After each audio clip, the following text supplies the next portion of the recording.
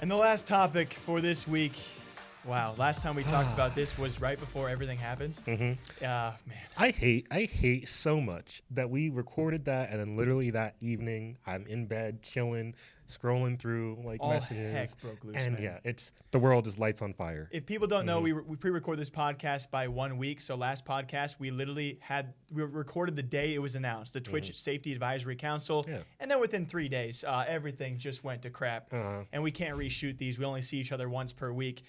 Either way, let's continue talking about this because this is a gigantic one. Obviously, we can't touch on every single angle out there, Zan, but I mean, I don't even know where to begin at this point. Is there a place to begin? Let's start with the least controversial aspect. Well, voice chat, voice comms? Yeah, voice comms. That's I feel how it like all started. Yeah. Well, yeah. See, that's the weird thing because I kind of started seeing the deer stuff. Oh, yeah. Before the voice comm stuff. I forgot that was a thing, to be honest. Yeah, see, there's too much. Yeah, there's too much all at once. Yeah. Obviously, I would say least relevant to the fact that it's a Twitch council would be the deer clips, and also voice chat, voice comms being anti-inclusive.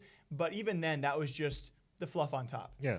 Then we dove into cis white males, her several clips now that have surfaced, as well as tweets, by the way, that have recently resurfaced of her doubling down on her stance, apparently of a lot of gamers being white supremacists. She then, after saying a lot, literally quote unquote, a lot of gamers are white supremacists, she then tweets that same day, I have never and never will say that most gamers are white supremacists. But Jake, she said a lot. Not most. And I'm like, it's a 75% to a 70% difference. Dude, I read that tweet and I literally had to look back at myself. Am I going insane? That's the making. She could be a politician right there. With like because she's she's like not. She's, dare I say, she's not wrong. Yeah. She did not say most gamers are white supremacists. She never will say most. She'll say many. She'll say several. She'll say lots. Quite a few. Not most, no. And it didn't stop there, Zan. Yeah. I think for me personally, I don't know about you, the most disturbing thing was now a couple of different clips surfacing of her saying she's endorsed by Twitch, she's backed by Twitch, you cannot get rid of me, I have power, and even going on to say that some people should be scared of me. Yeah, it's just like, what point do you stop digging yourself a further hole? You know, because at some point, obviously, you gotta take into account, okay, Twitch is not forever. Okay, nobody's career with Twitch on Twitch is forever.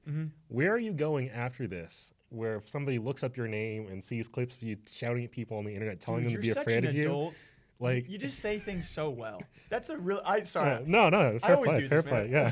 Like I'm like a little kid, and you always have like these very adult-like takes of like, you know, you make a great point. You're doing this right now, and yes, people pointed that out. Her streams are doing better than ever, right? Yeah, of course. Controversy brings views on Twitch. Yes. Absolutely. I think I saw lately she was like a 70, 80 viewer streamer, now in the several hundreds, approaching over 1,000 viewers as well because of all this controversy. And so you make a very good point. You cannot stream forever, and these headlines are likely going to be out there forever. Oh, absolutely. I mean, like we're seeing with the H3 Keemstar stuff, right? Those headlines do not go away. People can rehash those whenever they want and use them against you for a long, long time. And so it just, I don't know. For me, it's very disturbing. Also, we now have Twitch's response. Yeah, which response? Which is it was what we probably expected. Yeah, right? more or less. Yeah, it's how Twitch rolls. They give very general, broad statements. They don't punish people really. They just say, hey, you know, it is what it is. They did confirm that these people don't have direct input on bans. I believe in their statement, which, you know, I guess that's good to know that, you know, Steph can't just be saying like, oh, you're in my chat, I don't like you, you're banned. Yeah. But, you know. But they almost reinforce the fact that what she said, they can't get rid of her.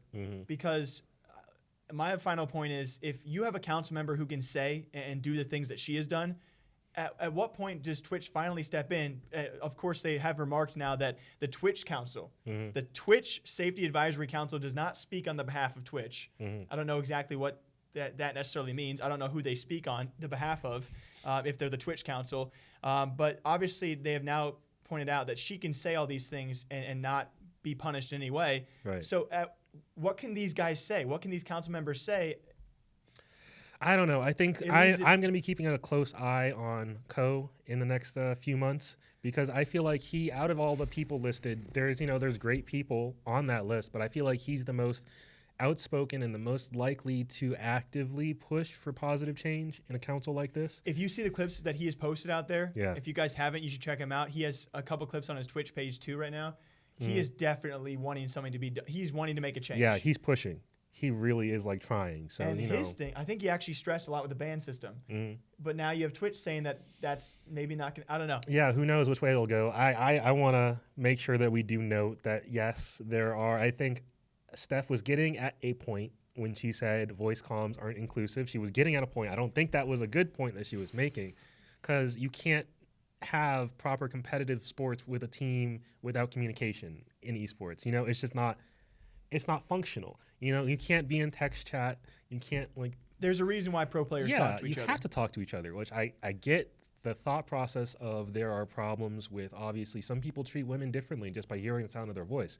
But the solution to that is not let's remove voice comms from competitive play. And it's crazy that's the stem of all of this. Yeah. But it gets so much worse from that. Yeah, absolutely. That's the least of the worries now. It really should have just stayed there. Yeah. She should have stayed there, and that would have been fine. And there are many arguments she could have made on behalf of many people out there who do face toxicity and harassment via voice chat. But now it's just stemmed into a much bigger issue on things that are probably not as important. So it's pretty crazy to see. Twitch has pretty much confirmed that we cannot get rid of this person, and it feels so typical of Twitch, and it's disappointing at the end of the day for me. Yeah, it's really unfortunate. She had a chance to actually say something and make a positive statement with her first day on the job, and she chose to instead make everybody's lives way harder. It baffles way more me. problematic. Baffles me, Zan. After all of this, she has not apologized.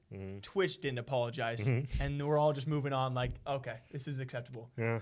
What other choice do we have at this point? Yeah. What are you gonna do? Go to Mixer? Okay.